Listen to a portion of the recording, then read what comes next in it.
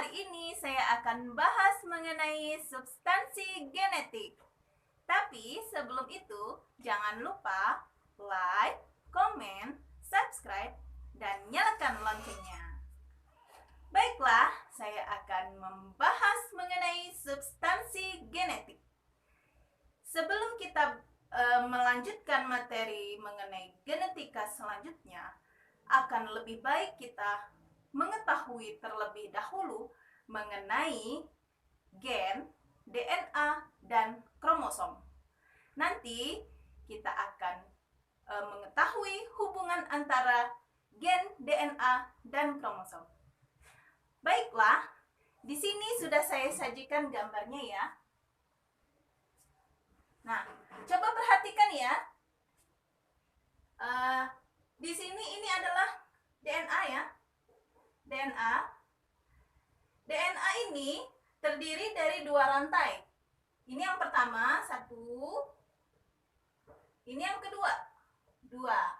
Nah, karena dia terdiri dari dua rantai yang saling berikatan atau saling berpilin disebut dengan double helix. Jadi DNA ini sering disebut dengan double helix. Nah, satu rantai ini terdiri dari banyak nukleotida, sehingga disebut dengan polinukleotida. Karena dia terdiri dari dua buah rantai, maka bisa kita artikan DNA adalah dua buah rantai polinukleotida yang saling berikatan. Nah, tadi sudah saya jelaskan ya, bahwa di dalam satu rantai DNA terdapat banyak nukleotida. Apa itu nukleotida? Nukleotida adalah struktur penyusun DNA yang terdiri dari fosfat, gula, dan basa nitrogen. Saya ulangi, terdiri dari fosfat, gula pentosa, dan basa nitrogen. Nah, coba kalian perhatikan di sini ya. Nah, ini ada huruf-huruf ini ya. Huruf-huruf ini adalah basa nitrogennya. Nanti basa nitrogen ini akan berpasangan dengan basa nitrogen yang ada di rantai berikutnya, di rantai pasangannya. Nah, kalau misalnya kita ambil ya, kita tarik satu saja ya. Ini satu rantai, ini anggap satu rantai. Ini adalah nukleotidanya. Jadi ini misalnya ini A tadi ya. Ini A, ini basa nitrogennya. Kemudian di sini ada gula pentosa, lalu di sini ada fosfat. Jadi seperti itu ya. Oke.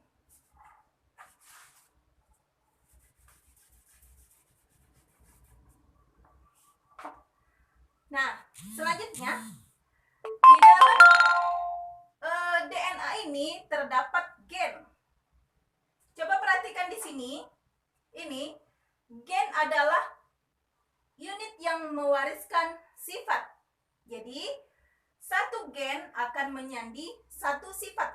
Misalnya ini adalah gen 1, ini adalah gen 2.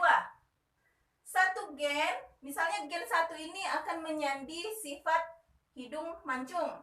Kemudian gen yang kedua akan menyandi sifat warna kulit, dan seterusnya ya. Nah, basa nitrogen ini adalah semacam sandinya atau kode-kodenya ya, kode-kode genetik yang kalau tadi saya sebut ini kode menyandi hidung mancung, berarti basa nitrogen yang ini akan mengkode atau menyandi gen berupa hidung mancung. Ini adalah semacam sandi ya, atau kode. Dan seterusnya ya. Nah, kan semakin banyak sekali sifat yang dikode oleh DNA ini, sehingga DNA ini rantainya sangat panjang. Karena dia sangat panjang, maka rantai DNA ini akan dipadatkan lalu digulung sehingga dia tidak terlalu panjang. Jadi begini logikanya ya. kalau kita mempunyai tali yang sangat panjang, untuk mempermudah penyimpanannya, biasanya kita gulung dulu ya. Nah, kira-kira seperti itulah rantai DNA ini. Karena dia sangat panjang, maka dia akan dipadat-padatkan, digulung dengan cara berikatan dengan protein histon. Ini coba perhatikan, ini yang merah-merah ini histon, protein histon ya.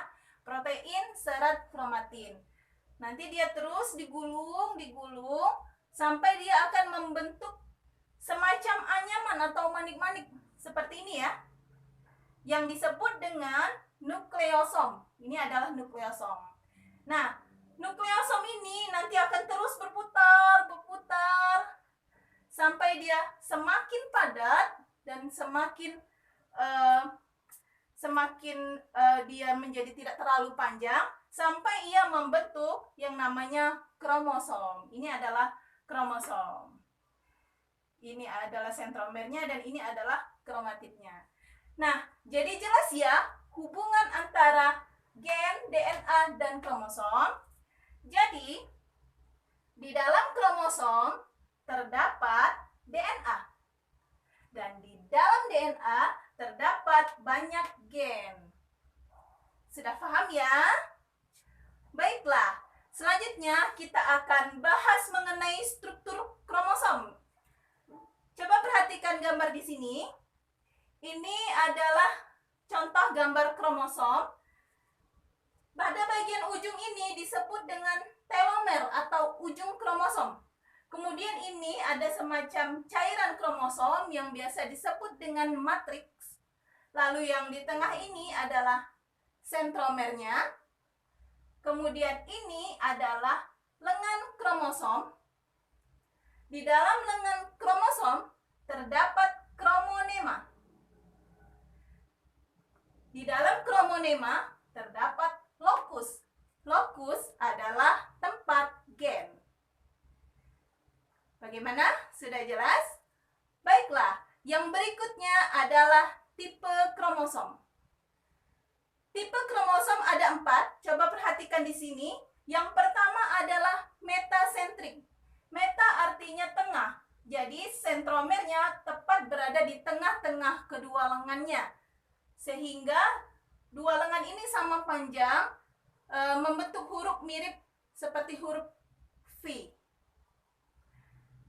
Kemudian yang kedua adalah submetasentrik, agak bergeser sedikit, jadi dia tidak terlalu di tengah dan juga tidak terlalu ke pinggir, membentuk mirip huruf L atau J.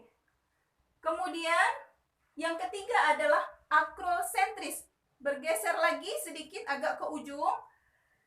Nah, akrosentrik ini dia mempunyai dua jenis lengan jadinya ya.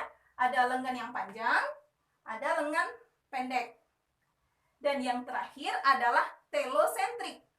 Telosentrik, sentromernya tepat berada di ujung lengannya, sehingga dia hanya punya satu lengan. Sudah jelas?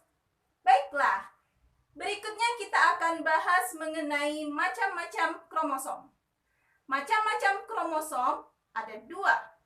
Yang pertama adalah autosom, dan yang kedua adalah gonosom.